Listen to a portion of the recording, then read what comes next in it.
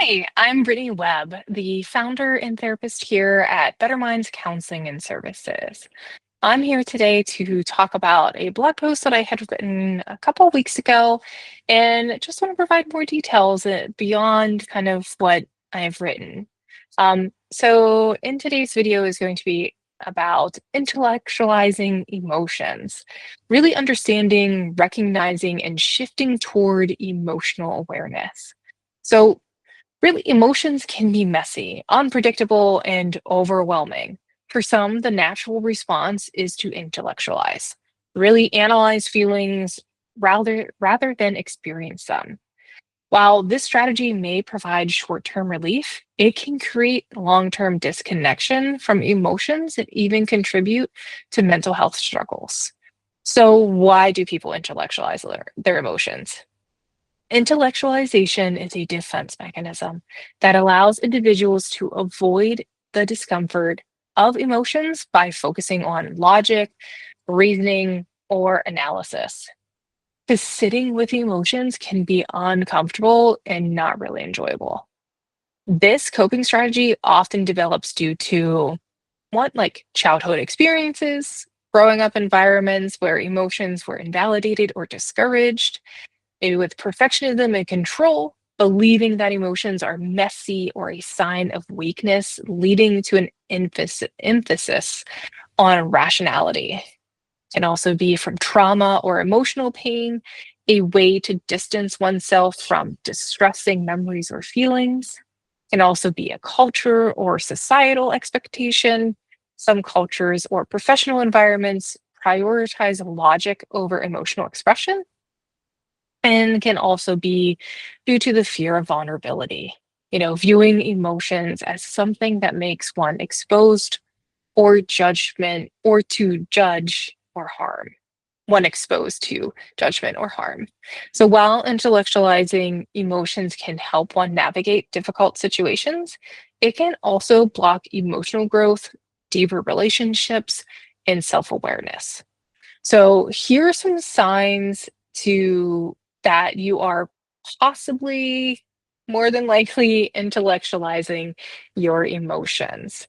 One, analyzing emotions instead of really feeling them, like saying, I understand why I feel this way, rather than actually experiencing the emotion.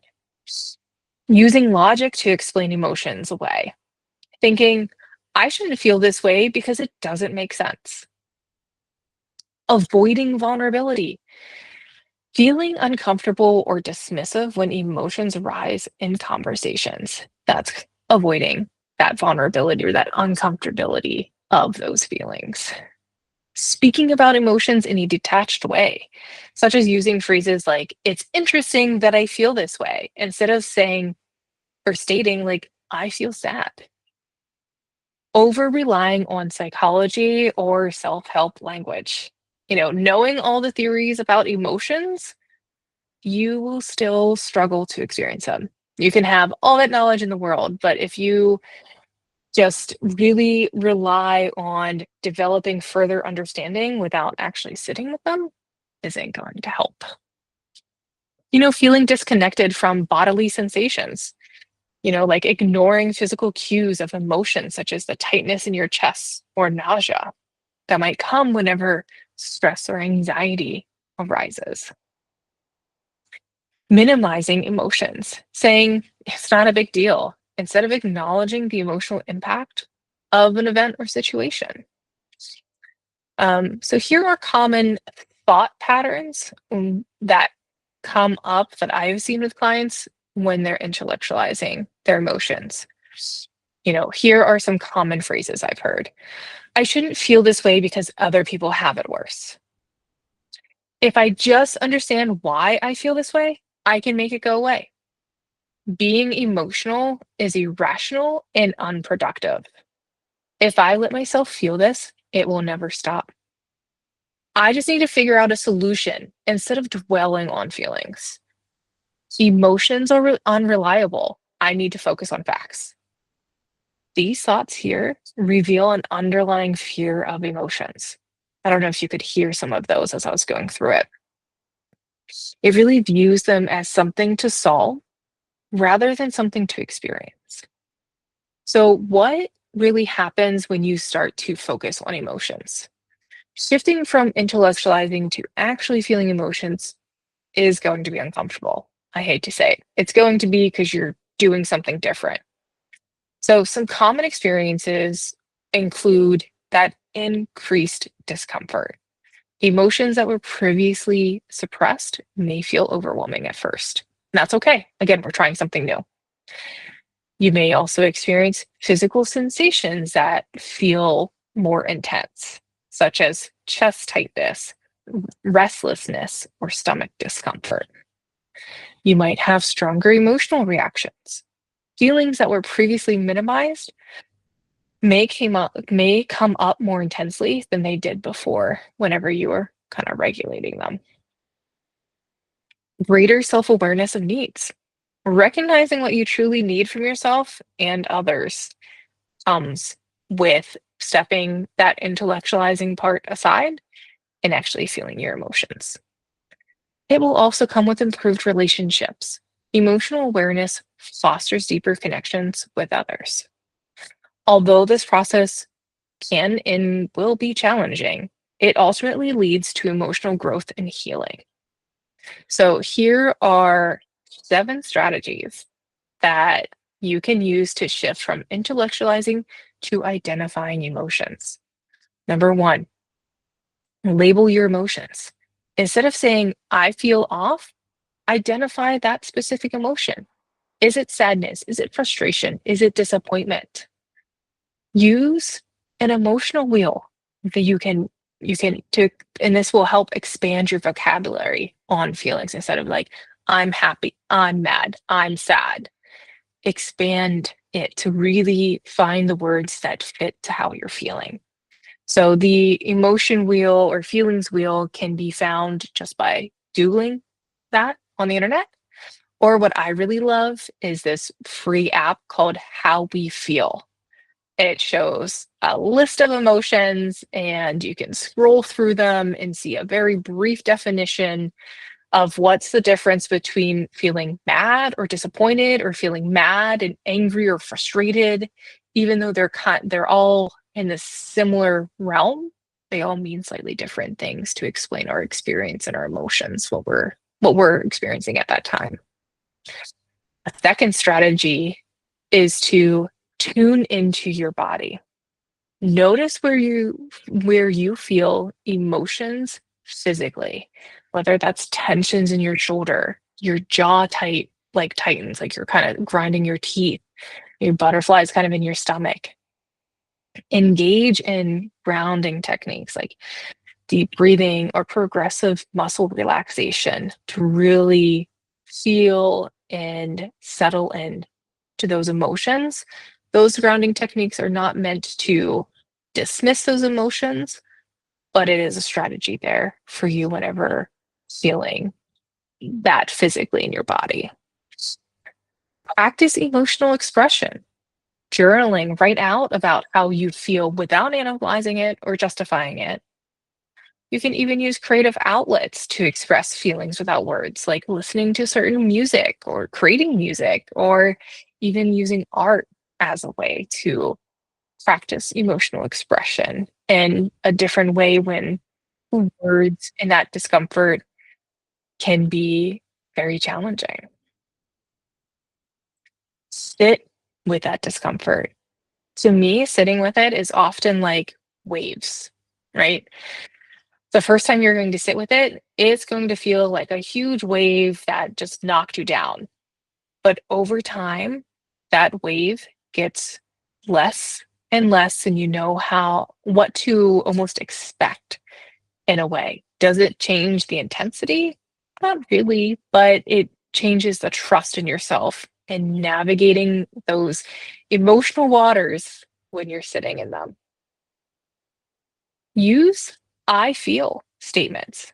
Instead of saying, I think that was unfair, try I feel hurt because that seemed unfair. That seemed unfair to me. This really shifts the focus from analysis to direct emotional experience. And my final one is to seek safe emotional spaces. Talk with a trusted friend or even therapist who can validate emotions rather than problem solve. Or you can even engage in support groups or emotional processing exercises that we kind of ran through a little bit today. My final thing that I want to highlight is how a therapist can help.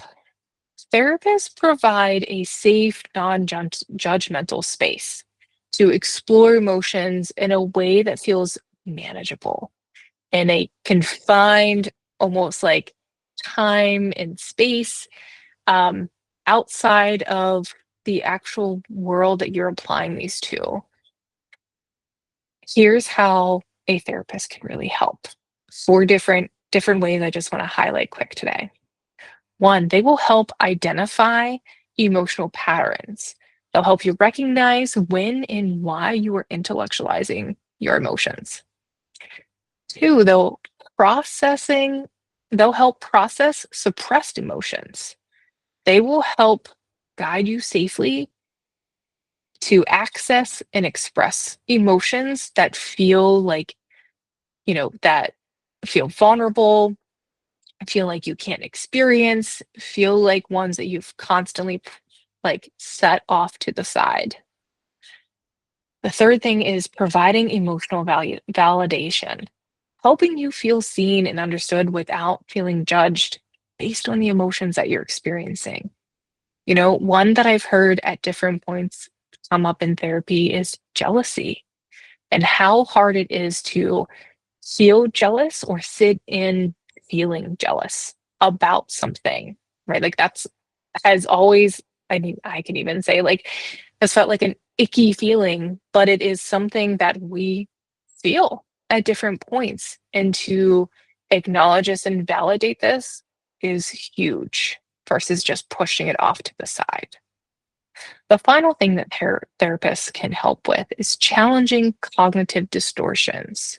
These are different thoughts or ideas or even expectations that really come in and skew our thought processes. So, a therapist will help reframe these thoughts to minimize, um, that are then going to minimize and dismiss that kind of intellectualizing part to allow you to feel your emotions more. Really, over time, therapy helps individuals like yourself shift from overanalyzing emotions to experiencing them fully. This leads to greater emotional intelligence and well being. Intellectualizing emotions can feel like a protective shield. However, it often leads to emotional disconnection. While shifting from analysis to emotional awareness can be uncomfortable, and I will say, and will be uncomfortable, it is a vital step toward personal growth and mental wellness. Through self awareness, intentional practice, and professional guidance, you and individuals like you can learn to embrace emotions rather than avoid them, leading to a richer, more fulfilling life. And life isn't about avoiding, it's about experiencing. So, if you would like to learn more or talk with a therapist, reach out today. We offer free intro calls to any prospective clients, as we have therapists available within 24 hours. All right. Well, thank you.